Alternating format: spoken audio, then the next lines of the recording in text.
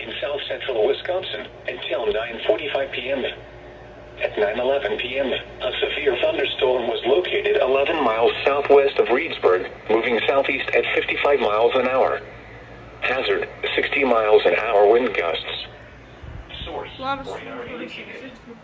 7 miles an hour. Intense damage to roofs, siding, and trees.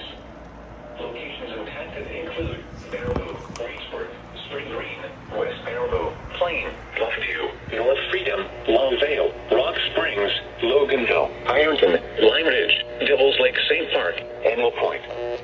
For your protection, move to an interior room on the lowest floor of a building.